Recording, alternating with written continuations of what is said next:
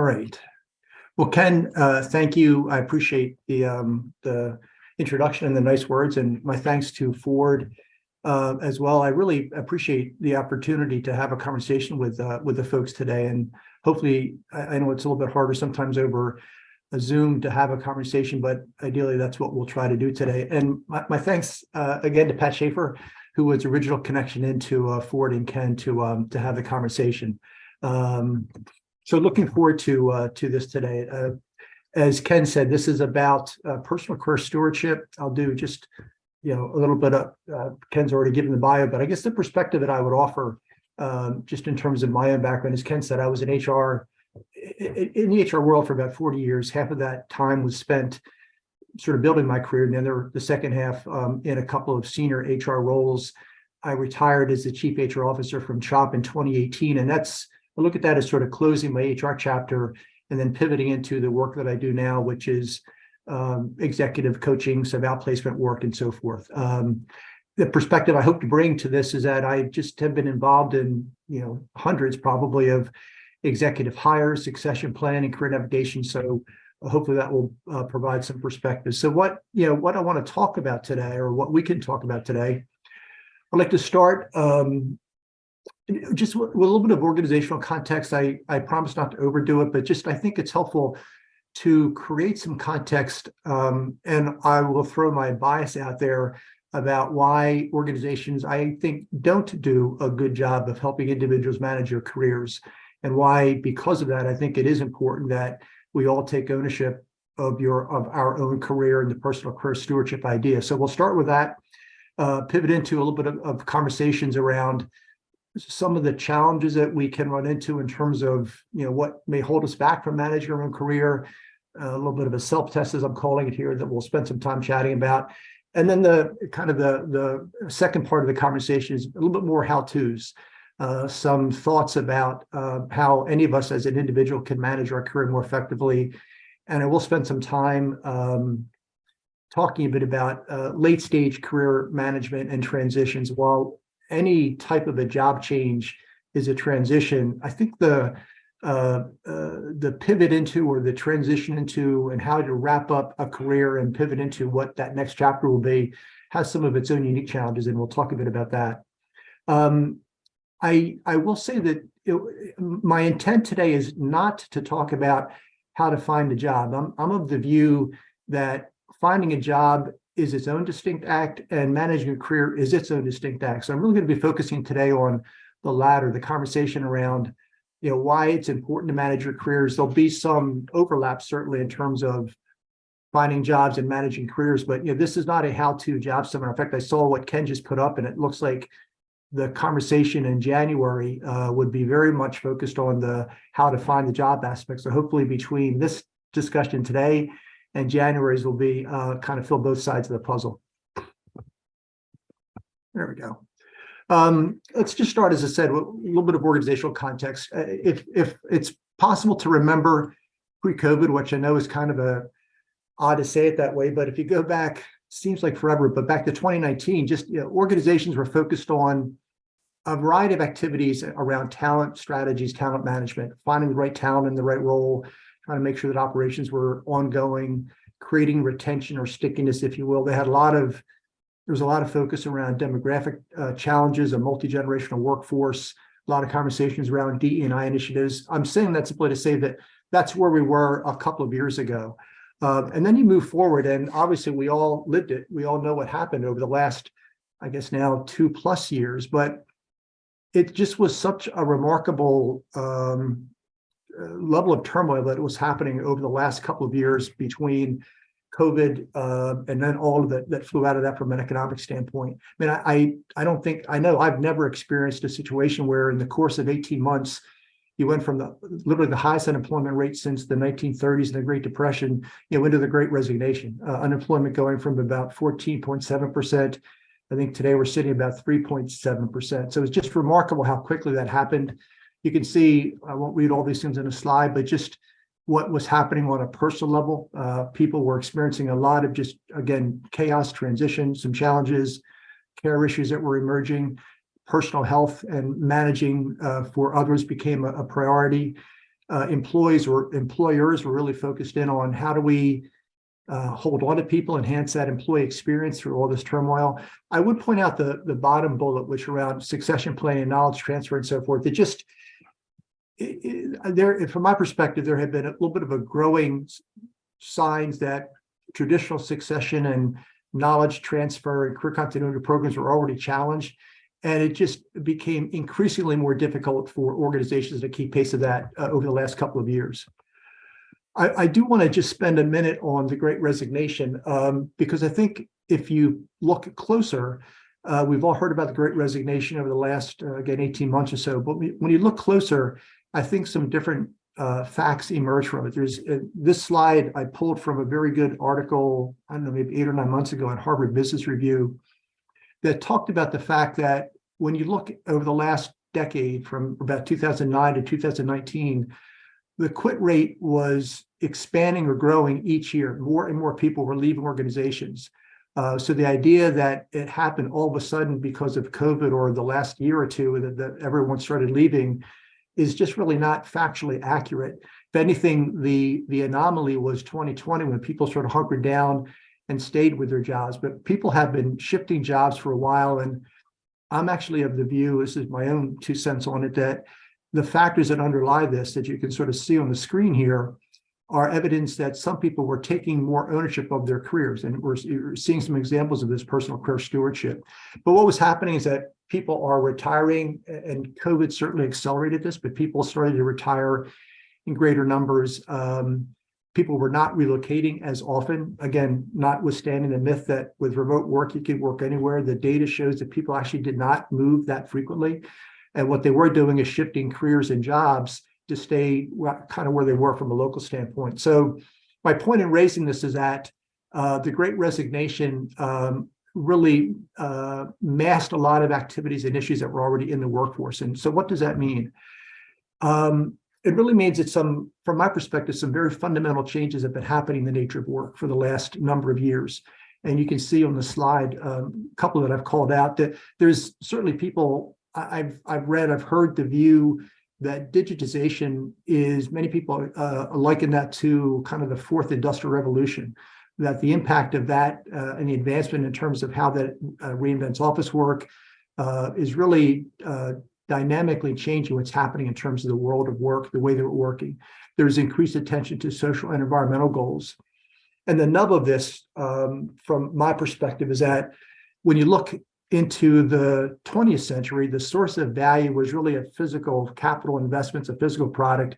When you look increasingly now, people, talent are the differentiator. They're really the critical criteria that helps organizations to be successful as we go forward. So you have this dynamic where people, sort of macro speaking from that perspective, are the most relevant thing. And yet, when you look at the organizations, and this will be the pivot into the personal career stewardship, notwithstanding the view that talent is the most important issue at this point, I'm of the view that organizations have really bungled that and really do a poor job managing at the individual level from a career perspective. And what I'm trying to say in this slide are some of the reasons behind that. And this will pivot into why, from my perspective, it's really important that we spend time individually owning and managing our careers, but I'll park that for the moment. Organizations certainly do desire to get the right person in the right role. I know that's a bit of a cliche, but having sat in HR seats for a whole bunch of years, you do try to do that. It is simply easier said than done. There's a host of demographic and other challenges that influence that. But when you really get down to it, there are a couple of constraints that organizations face. Slot constraints is simply the idea of how many positions are there. When you look over the last decade or 2 or 3, and you can see the history of organizations has been to delayer, to take hierarchies out of organizations. That creates a press on the number of positions that are available for growth. If you, I'm certainly dating myself, but if you go back into history in the 60s and 70s, organizations were really both known for and very effective at creating opportunities for growth and development, grooming people, success. That's when succession planning took root. It's a very different dynamic today. There's simply fewer slots around, and that really creates some conflict in terms of how people can move and evolve their career. There are career spillover challenges, and that's really a generational issue that My generation of baby boomers, as we increasingly stay in organizations beyond what may have been a typical retirement date, that creates challenges for the generations behind us that look up and say, hey, he or she's in the role that I'm looking for. How do we manage that? I'm not going to stay. I'm going to go somewhere else. So you have these constraints that are challenging how organizations can really get that right person into the right role. And this is just my perspective, but when you step back from the last number of years and you take a macro view, my perspective is that organizations are really disinvested into the individual opportunities for talent management and growth. We've delayered, we've disinvested in terms of career paths. We've taken those career paths out of organizations. We've delegated career responsibility to the individual as opposed to the organization with workforce planning. So when you nub all that out, where does that leave all of us from an individual perspective? So I feel a bit odd sitting here talking to you today as an HR executive who spent a lot of years doing succession planning and basically say, I don't think we did a real good job with that. So where does that leave all of us as an individual? And I think we can now pivot into the conversation around personal career stewardship. I'm very biased around this, but I'm just of the view, first of all, just to give a loose definition around it, it's about being purposeful and proactive in taking ownership of your career. If we acknowledge that organizations have really delegated that responsibility to us, then it behooves all of us to do just that. And we'll talk more in today's conversation about some of the mechanics of that. I'm very biased around the view that career capital, that each of us has career capital. So that combination, our own unique combination of skill, experience, savvy, what makes us who we are, that's how we add value into an organization. And so how we manage our career capital, how we grow that, how we leverage that, that's what personal career stewardship is all about. And again, in many cases, organizations have abdicated that responsibility to us, and yet many individuals don't take ownership of that perspective. And what's, from my perspective and as a HR executive, what's I think odd about this is that if you look at the bottom of the slide, any analysis of turnover data will tell you that the primary reason that people leave and move from one organization to the next is around a lack of growth and development. Yes, there are pay issues. Yes, I didn't get along with my supervisor, but the turnover, the data is very clear that the primary driver of movement and the desire for opportunities is I'm not growing, I'm not moving in my current role from that perspective. So let's take a closer look then at this idea of personal career stewardship. So here, as a way of starting the conversation, here are just from my perspective, I would say some of the key considerations that when I think about owning a career, owning my career, if you will, these are some of the attributes that I would say we would want to be paying attention to. I won't walk through each of them in a great level of detail, but before I even kind of walk through the bullet point, what I would comment on, or I guess I would argue, is that from my own experience in dealing with individuals in the different organizations I've worked, when people are changing jobs, they typically focus on maybe 2 or 3 of these aspects. And what I typically see are people focusing on the second and third bullet point. Do I have the skills to do this job that I'm looking at, or that I've got a call from a search firm about? Does the industry, is it an industry that I'm familiar with, or is it an industry that I want to get into? And probably the third piece of the puzzle is, what's it going to pay? What's the title? What's it going to pay? So the things that people pay attention to really ignore a number of other aspects that when you think about the satisfaction of the work that you're doing and how is that particular job going to add to your career story, it gets a little bit left unattended. So, does the work just fundamentally interest you? The company that you may be looking at, what stage of development is that company in? Are they a startup or an early stage company, which has a very different dynamic in terms of how they might advance your career versus a more mature organization? Does the role that you're looking at, how does that fit into your desired lifestyle in terms of work-life balance, or whatever phrase you want to use around that? But does it match up with what you're looking for in terms of the commitment that you want to make?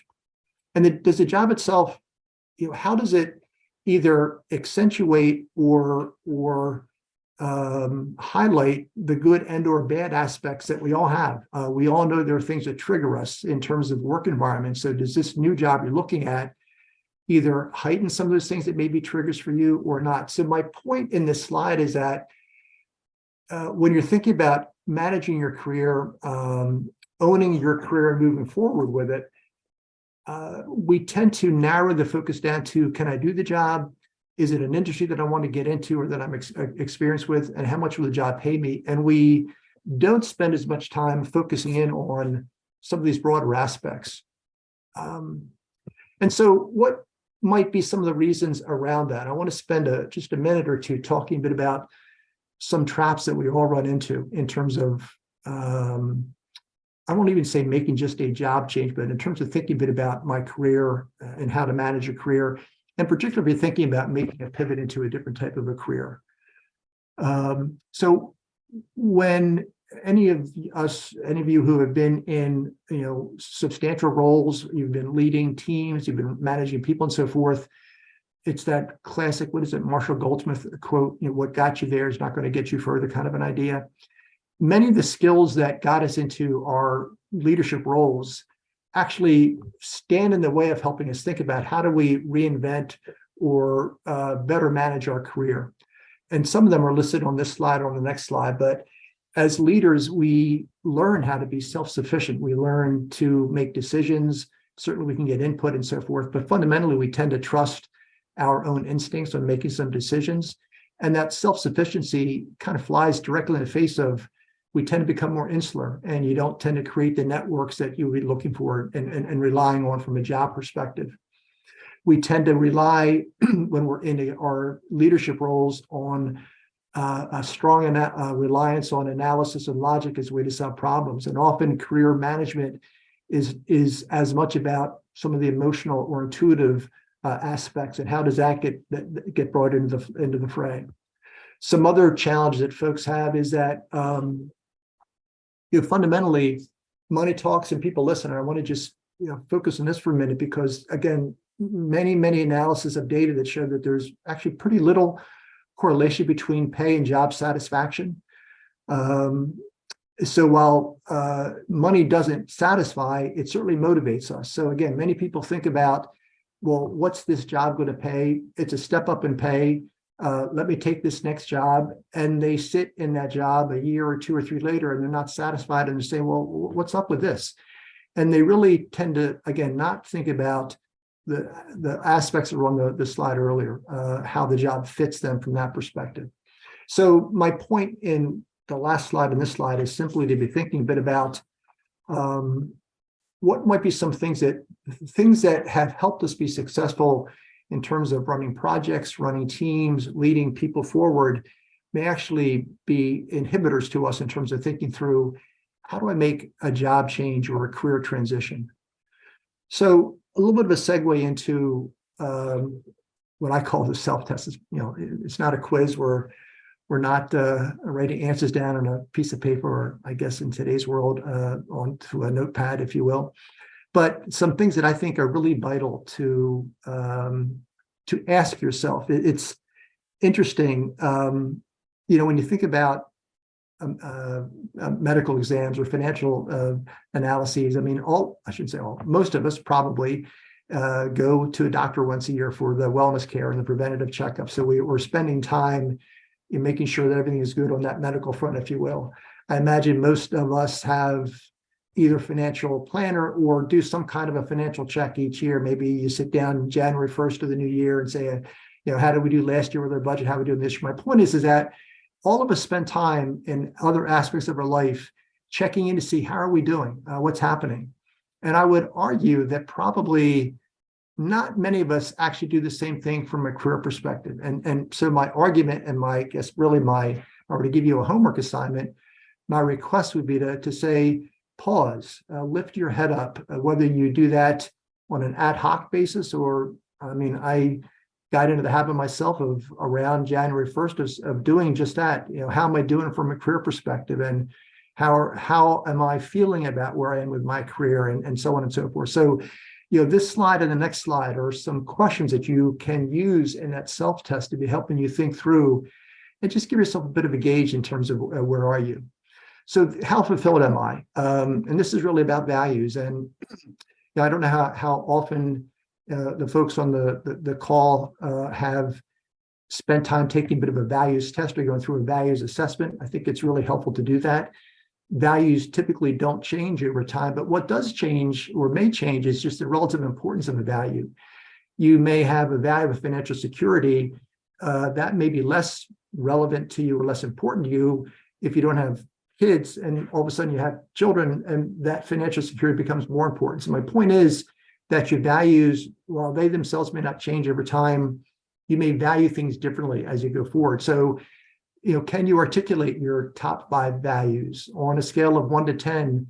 How well is your current role allowing you to express those values? And values could be any number of things. Could be a value of creativity, could be value of collaboration, integrity, what have you. But those are all things that I would encourage you to. Sounds very 70s-ish, I guess, to say getting in touch with your values, but I would encourage you to make sure that you are spending time being clear on what is important to you and how does the job itself allow you to do that. Again, that's why I started this conversation off by saying this is not about focusing on how to find a job, but really focusing in on how to find work that is meaningful to you and how to plan that career as you're moving forward. Are you learning and growing? Again, going back to the slide or two ago when I talked a bit about the turnover data being very clear that fundamentally these are reasons why people move. Is your current role or your current career path allowing you to learn and grow the way that you want to? Are you building the kind of competence in your area of expertise or your domain that you're looking for? What other competencies might you want to grow as you go further? And are there actions you can take, whether again it's a job change or a career pivot, that will allow you to do that? This idea, am I headed in the right direction? To me is an important one. I'm a big believer, and when I interviewed people for roles, particularly at the executive level, I was always asking questions. In fact, the first bullet there, do you have a broad vision for the direction of your career, is an actual interview question I asked often, because I wanted to hear people articulate where they've been, not just their experiences in terms of what they did, but what that role did for them, what skills they learned, what skills and experiences they picked up, why that particular role fit their career story at that time, why the role that they're interviewing for, maybe at CHOP, fit their career story at this point in time. I was always very curious what that vision was for their career, because I could often tell if the reasons, what they were looking for in the job in terms of the content of the job was helping them grow their career story, they were likely to stay with our organization for a much longer period of time. If the job was just a next step up, was higher pay, then they'll look for the next higher paying job a year or two down the road, kind of an idea. And that goes to that second bullet point down here under the right direction, the finding jobs versus being found. I've talked to a number of executives whose career story was defined by what calls they got from search firms. And they got a call from a search firm and to talk to them about an opportunity. And they said, it looks interesting. Is it paying more? It's paying more. Okay, sure. And off they went to that job. And again, 2, 3, 4 years down the road, they're doing that process all over again. And I'm not saying that that's a bad process per se. What it does do, though, is create a pretty haphazard career story and an unintentional career story. And again, I'm a strong proponent that how you think about and manage your career is vital to being able to mark your path as you go forward. What seeds do I need to plant now? The analogy I have in that second bullet, it's sort of the overnight success analogy applies, that career success is often the cumulative effect of a lot of just small actions that taken, again, akin to planting seeds. And you could plant a seed, today that might not sprout for 5, 6, 10 years down the road in terms of a career opportunity.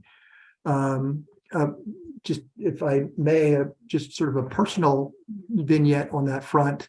The firm that I'm working with now, consulting firm, is one that I was a customer of in terms of buying services from them for probably 20 years. So I knew the owners of the firm, and probably 10 or maybe even more, like 15 or so years ago, as I thought about what I might want to do in my later stage careers, I thought I could see myself pivoting into executive outplacement at some point. And I started having conversations literally 15 years ago with the owners of the firm around, I'm thinking about doing this at some point when my career's done. Could you see me doing this? What could that look like? My point in saying that is that I was planting seeds 15 years ago. And I'm not saying that to pat myself in the back, but simply saying when you're intentional and proactive about managing your career and you're thinking ahead to what's my next career step or what are my next couple of chapters of my career, you begin to think about, well, what seeds do I need to plant to get from point A to point B, even if point B might be 10 years down the road. So planting seeds, and that leads right into what relationships do I need to build? Relationships are just the soil, the water, whatever you want to, analogy you want to use, they're foundational and fundamental to career success. And it's so easy when we're in our jobs to be very heads down and not thinking about planting seeds or building a network. So, as I say on the slide here, I would really encourage all of you to draw a network map, put your name in the center of a piece of paper and start to jot down stronger and weaker ties, and then what starts to emerge from that is a little bit of a picture about, where you might be over or under invested in terms of your network. And that's particularly helpful then when you start to say, well, I'm interested in making a career pivot. I've been working in the pharmaceutical industry and I want to get into life sciences. And so I look at my network and, geez, you know what? I don't have any connections in life sciences. So how do I start to plant some seeds or build some relationships in that life sciences world that might help me begin to think about that kind of a career pivot? So again, these sort of self-test stories, I'm a big advocate of pausing, lifting your head up, being intentional about asking yourselves either these or questions like this. How are my values being met? Am I growing the competencies and experiences that I need? Do I have a broad sense of direction for my career, or am I just following jobs because people reach out to me about a job? Am I building a network? Am I planting seeds? Those are, I think, are good ways to pause and take stock in terms of where you might be from a career perspective. I'm going to pause. I see there's a couple of questions in the chat here. I want to make sure that I'm not missing anything. And it does not look like I am at the moment. Okay. All right. So let's then pivot. Hopefully at this point in the conversation, I've hopefully I've convinced you that there's some value in taking ownership of your career, that if you rely on the organization to do it for you, odds are they won't, or how they'll do it might not be to your liking. There's value in taking ownership of it. I've talked a bit about some of the traps that you can run into that might hold you back, and maybe a little bit of a test to help you do that. So I'd like to pivot now in a little bit more of a practical conversation for the next 10, 15 minutes or so. Some tips on or thoughts about how you can do that, some of the how-tos. Certainly not all inclusive. There's lots of ways you can do this. These are just one person's ideas or thoughts around that. But just again, a little bit more of the mechanics of what this could look like. We'll do that for about 10 minutes or so. Then we'll pivot into the last part of the conversation, which will really be about sort of that managing transitions and kind of late stage career stuff that I promised to talk a bit about. All right. So again, I've talked, as I said, that notwithstanding my many years in an HR role, that I just don't feel that you can rely on an organization to manage your career for you. Certainly there are examples where it does happen, but I think in general, it is you're deferring or delegating that responsibility to an organization that may not have your career interests kind of top of mind. So I want to spend some time talking a bit about, well, okay, if I want to take more ownership of my career, how might I do that? The first thing I would comment on is, it's not my model, but what I've seen and read about is this the 70-20-10 professional growth model. And what that simply means is that when you look, again, sort of broadly speaking, at any individual's career and how we grow, roughly about 70% of our growth comes from on-job experiences. So clearly the work that we do is the biggest driver of our professional growth and development. The next 20% focuses on the social network that we have, the people that we work with, our boss, our colleagues, our teams, and only about 10% comes from formal education.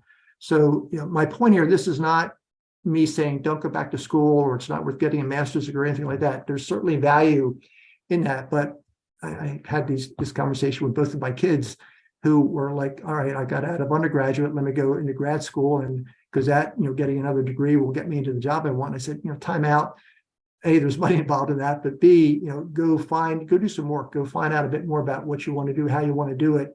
There's always that chance to go back for a program. So I do worry sometimes that people think that just going back to a graduate or any kind of a program, may be this ticket to growth and development, when the reality is most of it comes from the work that we do and the people that we interact with. So I say that to say that, have this sort of model in mind, because you can use this to then power your next career experiences, your next one or the next couple of ones, to help you grow in the direction that you're looking to grow. That's, again, I don't want to say don't go get further education, but think a bit about the types of work that you're doing and where you can get the kinds of experiences that make sense for you. And then a second technique, or really, I guess the first technique, this is going to sound incredibly simplistic, and I'm going to tell you it's harder than it seems. I don't say that to say don't do it, but this idea of from-to statements, and I have done this myself often through my career. When I paused, I would step back, once a year to do my own sort of career test. These from-to statements were things that I was doing to sort of say, well, here's where I am today, and where do I want to get to with the idea. So, not unlike when you're driving, I guess I use Google Maps, but it could be any kind of a navigation system.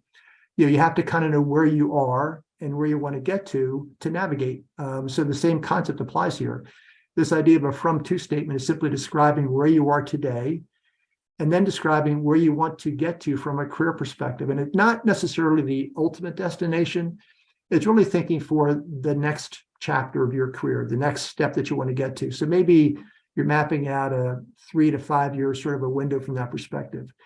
But I would strongly encourage anyone on the call today to, if you haven't already done it, to create your own from-to statement, and then get some input from others and get some perspective from others, and kind of refine it until it feels comfortable to you. I think you'll find there's real power in that the more specific you get about both where you are today and where you want to get to. And again, this is not the what do you want to be doing in 10 years kind of a question. It's what experiences, what skill sets, what learnings, what competencies do you want to develop in your next role? That becomes part of your to statement. So it becomes much more specific. So a couple of examples on this slide, and these are not my creations. This is from some reading that I've done. I would say that the individuals behind these two stories, both of them today are CEOs, and they use these from-to statements to power their own careers. I think one is a CEO in a $10 billion retail chain. I don't remember the name of the chain off the top of my head. And the other one is a CEO at a specialty eyewear company, I think it is. But hopefully, again, these two examples give you a bit of a flavor of a from-to statement. From an individual contributor who adds value through technical expertise and closely follows others' directions. To, I would like to become a people leader. So very different than an individual contributor, into a people leader who creates strategy and delivers results through teams. So you get a sense for, again, both the specificity of these from-to statements, kind of where a person is today and where they want to get to, and what that looks like from that standpoint. I would say that, a challenge that I'll just say, challenge that I sometimes run into with this, I think that you can run into, is that sometimes we're not always as self-aware as we should be, or as honest with ourselves as we should be. So creating your from statement, can be more challenging. And I would just encourage all of us to be, honest with yourself when you're doing that, in terms of, because part of your from may be, as you can see in the second example, a business strategy who can appear aloof and dismissive of those with less intellectual horsepower. It's a pretty honest statement. And so being, again, honest about where you are and what you're trying to move away from or towards, I think is really, really helpful from that perspective. So again, I hope you find this concept of from to statements helpful. These are a couple of examples around that. And I guess my further hope then is, as you're creating a statement, what that becomes is a roadmap for you. Hence the idea of this, mapping your career. But I think what you might find is that there are a couple of things that will lead you to, in terms of the experiences that you want to get. And again, as I said up front, this is not so much about finding your next job as much as thinking about what that next job may do for your career and how it fits into where you want your career to go. So I would say that many people think primarily about functional experiences. So, we tend to be domain experts in today's world. I'm an HR person, if you will, supply chain, finance, what have you. And so certainly that should be a piece of your puzzle. As you're thinking about your to statement, there may be some additional functional experiences that you want to gain. I know over my career, to get to a senior HR role, I needed experiences in many facets of HR. So I chose not to be a specialist and just do talent acquisition or just do compensation. I became more of a generalist. So how I had to think through in my own career, how I could get exposed to different parts of HR to build that generalist background that I was looking for to ultimately help me get into more senior levels of HR. I would also encourage you, though, to think about management experiences and being able to show and demonstrate how you manage in different types of environments. So, quick example, if I were interviewing somebody and we're saying to them, describe what you did over a 3-year period of time, think for a minute about somebody that said, I'm describing what I did between 2015 and 2018 versus 2020, 2023. How different was the world in that 3-year period, 2020 to 23 versus 2015 to 18? So my point is simply give some thought to, as you're thinking about your different experiences, that you want to cycle through different types of business cycles. You want to lead in an up market. You want to lead in a down market. This is a little bit of a segue, but I was having a conversation with one of my kids not too long ago about inflation. She's never experienced inflation like this in her lifetime. So, many of us are experiencing things now that hasn't happened in 30 and 40 years. So, my point is simply saying, be aware of getting different types of experiences in business cycles. You want to think about different management experiences, leading a team, maybe upgrading a team. So you had to let some people go and bring new people in, managing in a matrix environment, managing in situations where you have influence, but you don't have authority. All kinds of different experiences can go into helping you think about, how do I craft my from and to from that perspective. So again, I've just found this one particular tool to be quite helpful. But as I said, there's more to it than it's not. I don't say that it's complicated, but it's just not as simple as it might apply. From A to B, you want to think a bit about, well, what experiences am I getting functionally and from a management standpoint? What business cycles do I want to grow through? What phase of an organization do I want to be into? If I've never been in a startup, but I want to think about getting into the entrepreneurial world, how do I get startup experience, and so on and so forth. And then some other couple of thoughts on additional ways that you can think about helping to map out a career as you go forward. So from and to is one tool and technique. Another thing to give some thought to is the concept, I know it's a bit of a cliche, but the concept of transferable skills. Most of us tend to think, again, much more in our areas of expertise or our domain. So I tend to think of myself as an HR person. And while that's true and helpful, it's also limiting in terms of describing all that you do. So when you think a bit about the skill sets you have, communication skills, collaboration skills, project management skills, analytics skills, data analysis, those types of things, just by saying I'm an HR person, none of those other sets of skills come out of those kinds of a conversation. So being able to describe your transferable skill, first of all, being able to identify them and articulate them and compile them and then describe them is a really important part of owning your career and navigating your career. I'm going to talk in just a couple of minutes when we get into a concept around portfolio careers, the value of having transferable skill sets, and we'll come back to that in a little bit. But transferable skills, as it says on the slide, is a great opportunity to really further diversify this whole concept of career capital. And I guess my point is, I think many of us, again, we think so much about the domain expertise, so we don't tend to think about the broader sets of skills that we have that are transferable from one career to another. Particularly if you're making a career pivot or thinking about it, this concept of transferable skills is important. So again, another homework assignment, if you're interested, I would encourage you to go back and create two lists. One is your list of functional expertise, probably pretty easy to do. If you're in the HR space, yeah, I'm good at compensation analysis, I'm good at employee relations management, and so forth. But your second list is, what are those skills that are maybe cross-domain expertise? So again, creativity, collaboration, project management, and so forth. I would encourage you to go identify those, compile those. They should be included on your resume. In today's world, any resume is going through an ATS and they're doing the keyword searches. So thinking a bit about the more you have your transferable skills on a resume, it really helps you think through and articulate beyond just your area of expertise, your functional expertise, what other assets you have from that perspective. This idea of a recreator or repurposer, again, not my concept. I picked this up from an article that I read, but it really resonated with me.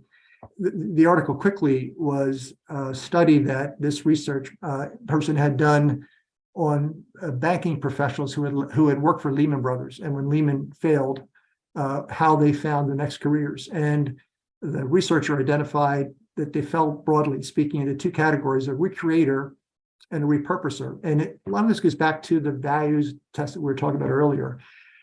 Recreators were people that tended to identify primarily with their functional expertise. So they often wanted to find comparable roles in similar fields and industries. So, hey, I was a banker at Lehman Brothers, I'm going to go be a banker at Goldman Sachs. And they look to just take that skill set and experience and move it from job A to job B, but not really moving beyond that industry or the work that they had done. A repurposer, though, focused much more on the idea of transferable skills and was much more focused on, how do I take what I learned and pivot and do something else with it? So that may be somebody who said, you know what, I worked at Lehman Brothers, I did a lot of work in M&A work, I really was intrigued by this idea of startups. Maybe I could think of getting into the private equity world and looking at venture capital work and so forth. So that's a bit of a repurposer. Didn't do banking, but get into a different field. So the idea here is, another tool that you might want to think about using is, as you look at your career and where you've been, and you think about where you might want to go, take stock of some of those experiences to date. Are the things that you want to hold on to that really resonated with you, really struck you, and really they spoke to your values, or they really spoke to the kind of work that you want to do, or the lifestyle, not in terms of money you spend, but remote work versus in-person work and so forth. Conversely, are the things that you want to let go of, that I don't want to do that anymore, or that piece of the work that I did was just not important to me. Look for connections to your values. So it's another way maybe of saying what we've been talking about so far, but thinking of yourself, am I, or do I want to continue to be a recreator, or am I more of a repurposer, is another good way of helping you think through your from-to statements. If you want to repurpose what you've done, that helps inform your from-to statement as well. And then finally, on this topic, then we'll get into the transition piece. Just remember that careers, they don't need to be a straight line, and particularly in today's world, they certainly are often not a straight line. I know when, again, just because I did HR for my career, when you go back in time and look at companies in the 60s and 70s, 90% of jobs were filled internally at that point in time. Today, maybe 30 to 40% of jobs get filled internally. So at that point in time in the 60s and 70s, organizations, probably 90% of them had workforce planning departments that did all the workforce planning work. That does not exist today. Succession plans work then because, again, you were promoting and building from your own. Point is, it's a very different world today. And so the linear careers or the steady state careers are more reflective of kind of that what had been environment. Certainly they still exist. I mean, government is probably a good form of a steady state career where you're with the same organization for a period of time. But increasingly, you've got, a phrase that is used as transitory careers. Think of the gig economy, or think of interim types of work or project works. I mean, there's a growing field where people's career is to be an interim manager. And there are firms that place people in interim assignments, and you can do 2 or 3 to 6 month assignments, in a given year, and you become a portfolio interim project person. That becomes your career. The jobs themselves are transitory, but the career concept of being, I'm a portfolio manager across multiple industries, you get the idea behind that. Many people, you particularly see this in the creative world, have many careers. How many times did Madonna reinvent herself? But this idea of, I was a chef, and now I'm a small business owner owning a food store, and maybe I pivot into doing something else. Having very purposeful starting any points for a career and then shifting and pivoting into something else. And again, you can see where that could lend itself to the idea of from 2 statements. I want to close that career chapter and pivot into something else and create a next career chapter, if you will. So again, the point of these last several slides has been hopefully some tools, some techniques that you can walk away with that will allow you to think, okay, here's where I've been. Let me articulate that in my from to statement in terms of where I've been and where I want to go. I want to focus on transferable skills. Am I more of a recreator? Am I more of a repurposer? And hopefully you're beginning to get a sense as to how some of these tools can help you with that work from that perspective. All right, let me check the time. I think we're doing okay on that front. So we're going to then pivot. Oh, sorry, I forgot my slide here. I just put this in. I'm assuming, I didn't really check with Zoe this, but I'm assuming that we can move these slides out to people afterwards if they're interested. So I just wanted to include this slide. These are just different websites, if you either no cost or low cost, that provide a different ways of assessments, career inventories. And Ford, I'm sure has seen most of these before from his perspective. I just thought it might be helpful to include, in the slide deck, and folks can have access to them as you kind of move forward from that standpoint. All right, I had said up front that I would spend a little bit of time in this. Really, more of the conversation will be about managing transitions, because I'm of the view that managing transitions is a skill in and of itself, and the more effective you are at transitioning, whether it's between job A to job B, or pivoting from one career into another career, or more importantly, thinking a bit about, how am I going to pivot and when am I going to pivot into retirement? There's a lot that goes into that. I would wager, if I won't do this, probably if we're sitting in a room, it would be easier to do, but I would wager if I were to ask the audience, how many of you know how your career is going to end? I would probably get not a lot of answers to that. And if I do get answers, it might be, well, I'm just going to keep doing what I'm doing until I decide to retire, or hadn't thought about it. We spend so much time, there's a point I'm trying to make here.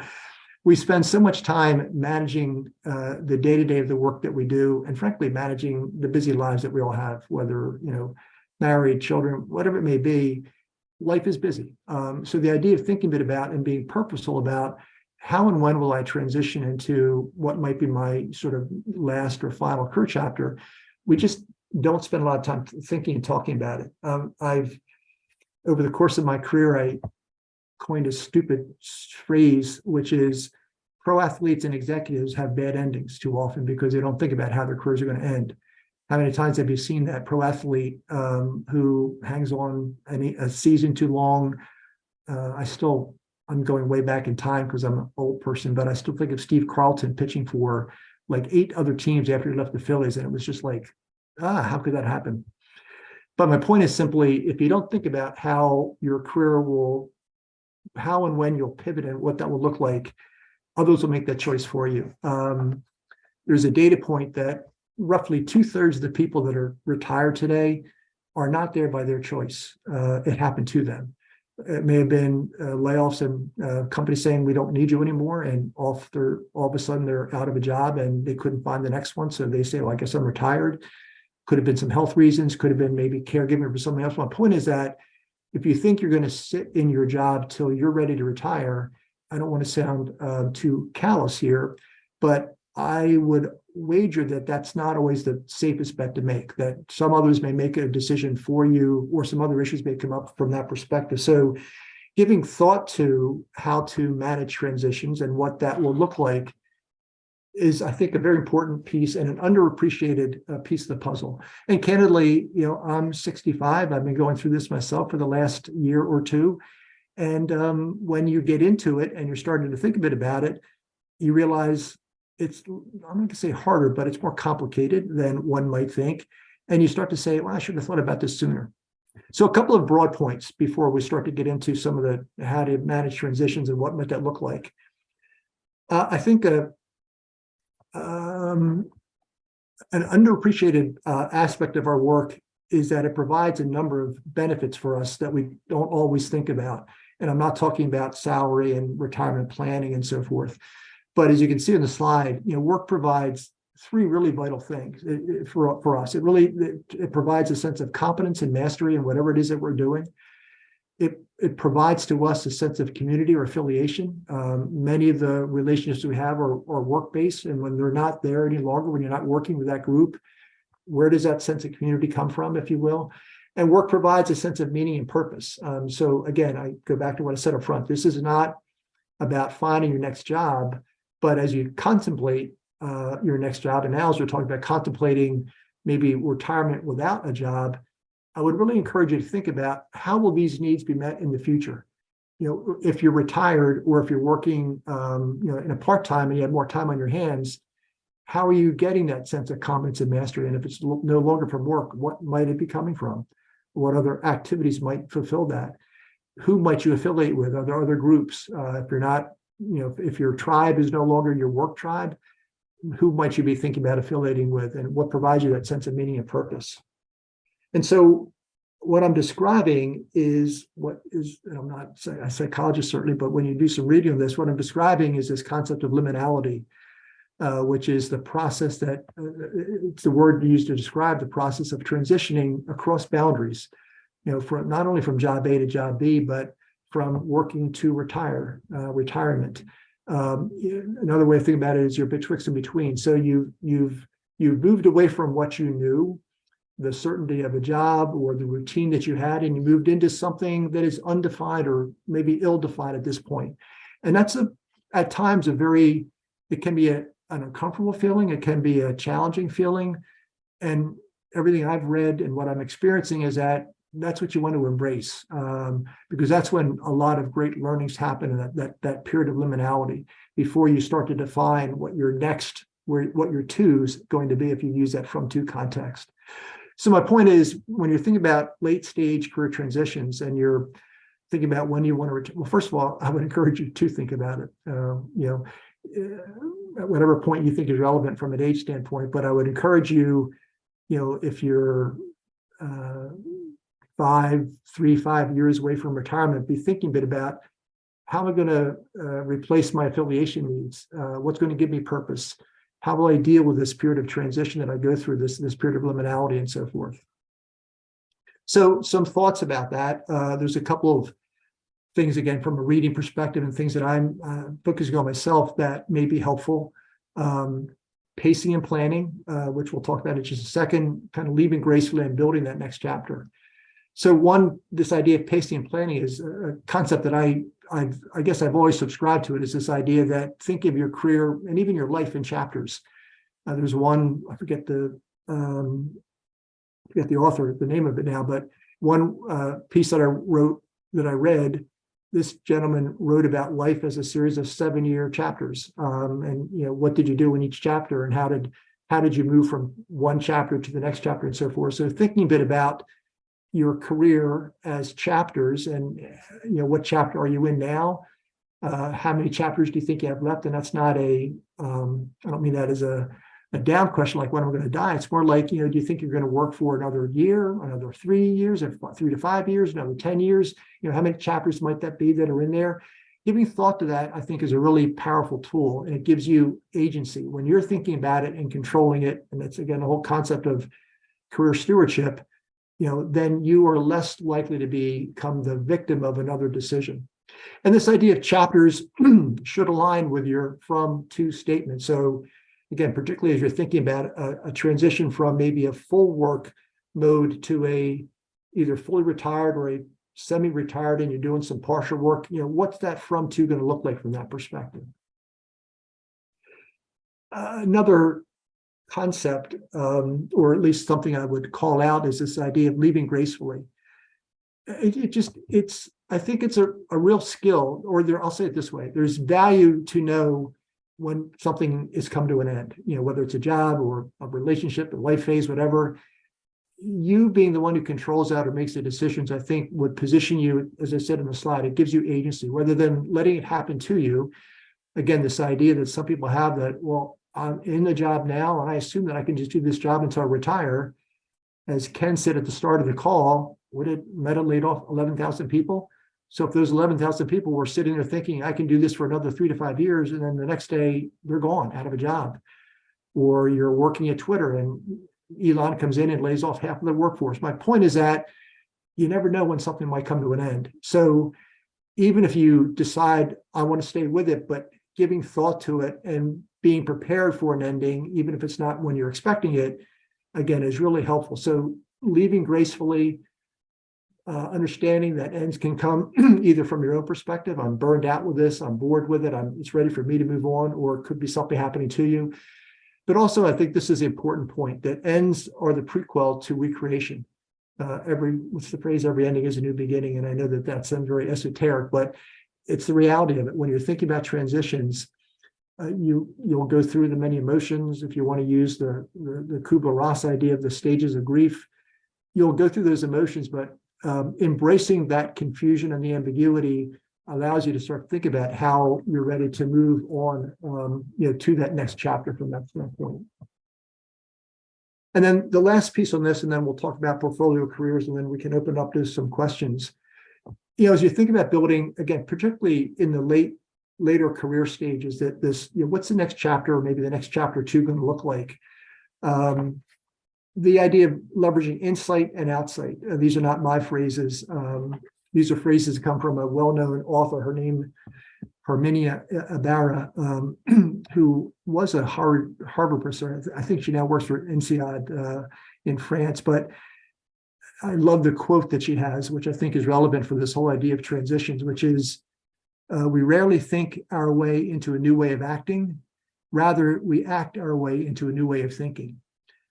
So again, we rarely think our way into a new way of acting.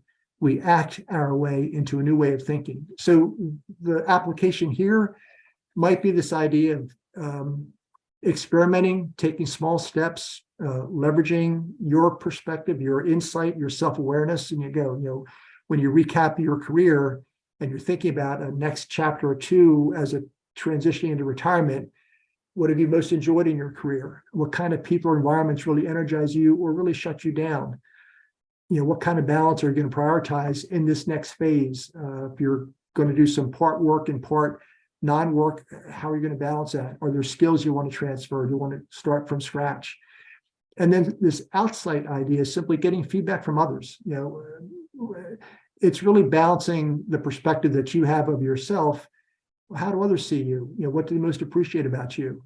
When, where, and with who did you feel the most engaged and connected? So building this next chapter is a great way to help you leverage what you've done, pull in your values, pull in your from to stuff, and think about, what do I want this kind of final chapter to look like? And then the last piece that I would just want to spend a minute on is this idea or concept of portfolio careers. And I'll be brief on this. So from a concept standpoint, the 2 things I'll say, and then we'll just do one other quick slide. More and more you're seeing this concept of portfolio careers happening in organizations, and it's replacing, not lock, stock, and barrel, but you're seeing more evidence of, instead of the more traditional hierarchical career progression, the career ladder idea, you're seeing a lot of organizations moving in this direction of portfolio careers, which are much more nonlinear, because they're recognizing that they can't promise the progression that they once did. So they're now embracing this idea of portfolio careers. So what is a portfolio career? It's this just idea that you're curating a portfolio, a set of skills and experiences and services that allow you to sort of take to market to create your professional brand, if you will. The concept itself came about in the early 90s when organizations were first experiencing a lot of the downsizing that came out through the 80s, and there was a growing acknowledgement that organizations weren't going to create jobs for life, if you will. So people going into the market had to become more facile at identifying not just their functional work, but also, again, their portfolio of skills and experiences. It's also very valuable in pulling in non-work experiences, people who take time off to care for children, or maybe someone who needs help, a caregiver, or you take a sabbatical, or people have done some wonderful work with volunteer activities, leadership roles with volunteer organizations, but that maybe doesn't always show up in your professional bio. And as you think about a portfolio concept, it pulls in all of this activities. The idea of a portfolio can be retrospective. This has been my portfolio to date, or can be prospective. This is the type of portfolio that I want to create. So in this context of thinking about late stage careers transitioning into some type of retirement, you might begin thinking about, well, what might my retirement portfolio look like? Is it going to be a combination of paid work, volunteer work, and so forth? So it's an interesting concept that I've seen more, just anecdotally, more people having traction with it, more organizations spending time with it. Certainly wanted to introduce it a little bit today. And so I'll end on actually one more slide, but I'll sort of wrap up on this. So this idea of portfolio careers, as you contemplate managing your own career, the value to an organization is that it's a more flexible career arrangement today. Allows organizations to kind of be more easily move people around, take advantage of internal talent. It allows for different type of succession planning. Again, enough on that. We won't get down that road too much. From an individual perspective, it just gives you another way of again, branding yourself or thinking a bit about your holistic self, your complete set of experiences and skills. And it encourages you to bring in things from maybe outside of your work, your volunteer experiences, again, parenting, academic experiences, that kind of an idea. A couple things, if you do give more thought to this, particularly if you say, hey, I'm thinking of winding down or moving into retirement. I like this idea, concept of portfolio careers. A couple of just other thoughts on it. Think about what will be unique for you.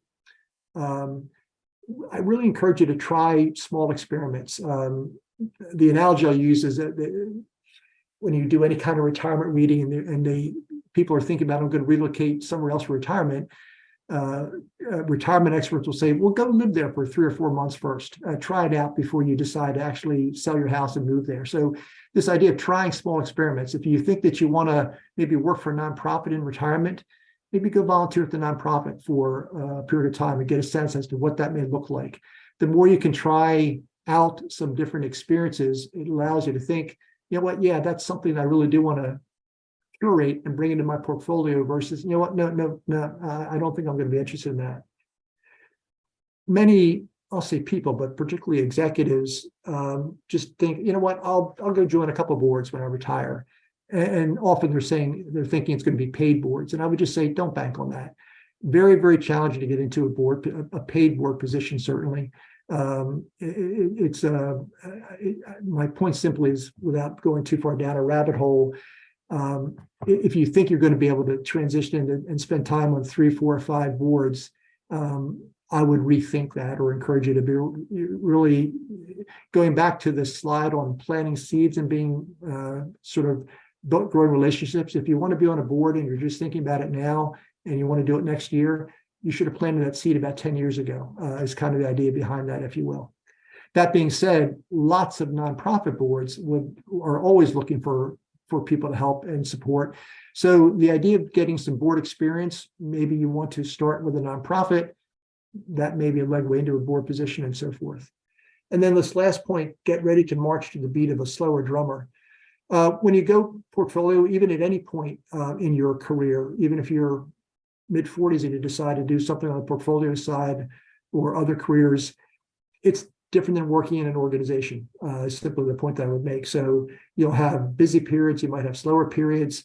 Any type of, I think, small business owner or entrepreneur will tell you, that it's a little bit more of a roller coaster. It's not quite as regimented. It's not, the organization is not setting your calendar for you. It's just a different beat of a different drum.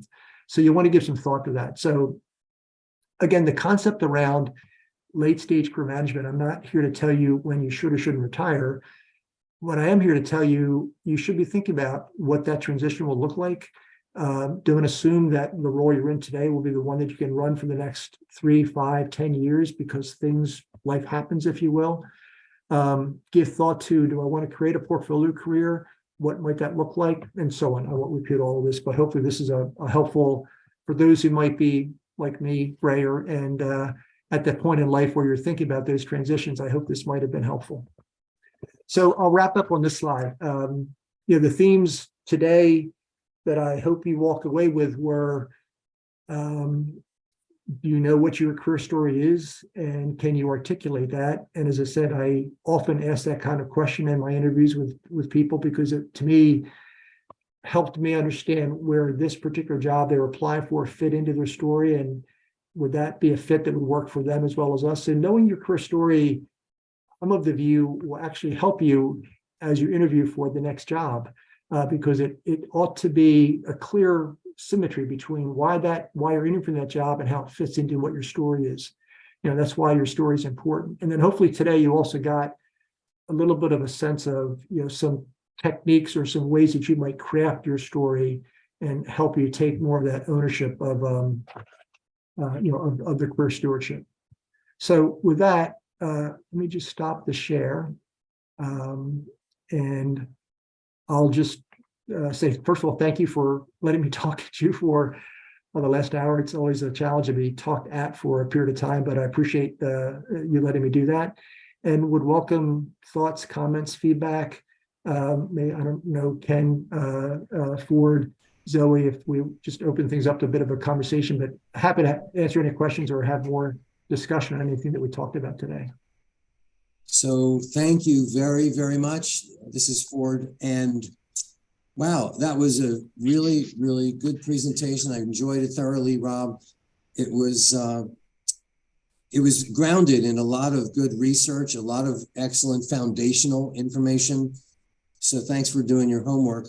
It was wide-reaching and it was comprehensive, and I thought your material was really excellent. It was a very good blend of education for all of us, but also practical tips that we can begin to apply. So, I really appreciate your professionalism and your ability to articulate so much information and so well thought out. You've given us, I think, a lot to chew on, a lot to think about in our own lives and careers. So thank you again for your excellent presentation. Oh, well, thank you. I appreciate the kind words, and it was a fun thing to do. So I really appreciate the opportunity. It was great, and I so appreciate you doing this for Beacon and for our subgroup. Now, I do want to see if there are questions, and maybe Zoe, you could help us with,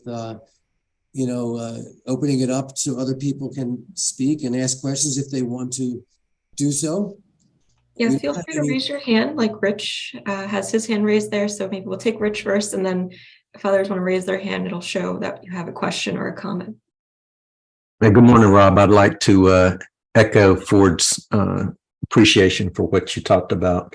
I did three things that I wrote down that I'd like to ask you about. The first one is that for thought workers, globalization combined with remote and virtual work is really going to impact people in a significant way. The talent shortage that you described can be fulfilled from around the globe, so that becomes a thing to think about. Yeah. You also mentioned building a network, and I would suggest to my peers and colleagues that you think about that network map based on coaches, mentors, and sponsors. And Rich, I think your comment about the remote or hybrid work and the connection to networking, I just think today's virtual remote world, I think makes it harder in some cases to build that network or to grow the relationship. So I just think that's another challenge in today's environment that is different, that people need to give some thought to. Yeah. And I really appreciated the two statement, but given my current situation, 2 equals interesting, challenging work. And so I find myself, having had a pretty horizontal career across a lot of parts of the business, when talking to potential employers, they're looking for something more specific. And I really want to leverage the horizontal aspect of my career. I'd like your insights on that, if you don't mind. Yeah, and maybe happy to chat even offline, Rich, more about it. I guess the quick answer I would give is that I think organizations today, the talent acquisition, I'm going to slam them a little bit, but I think they are short-sighted and they're focusing in on the specific role that they're trying to fill. And I get why they're trying to do that, but they're not thinking about where might an individual go next or what other work might he or she do, kind of an idea. So I think too often organizations are trying to pigeonhole people into a specific role and don't give thought to how that individual's talent can work in other parts of the organization. So again, would be happy to have a longer conversation about that, but the organizations have just become they fall trap into just really short-term thinking from my perspective. Yeah, I suggest they think about adding capabilities rather than resources. Hey, Rob, this is Harris. How are you? Hey, Harris. Great stuff. Really practical. A lot of people just, what's the old saying? Out at sea without a map, any port will do, right? They don't have that strategy that you've outlined or think about it the way you presented it to the group. What's your kind of insight or opinion on, hey, you do this, but job transition happens? What's the average length of a job? Every 4.5 years, somebody's going to be transitioning. What would you say to folks that have to tackle that part of this job work life cycle? Yeah, that's a great point, Harrison. I know I've been around long enough to know that, I moved away from, used to be the job hopping was a stigma and you shouldn't do it and you would never get hired if you hopped around to what happens in today's world. I guess the way I would respond to your comment is this is me, so take it for what it's worth. As an HR professional, I worry less about the fact that a person, worked 2 years here, 3 years there, a year here, kind of an idea.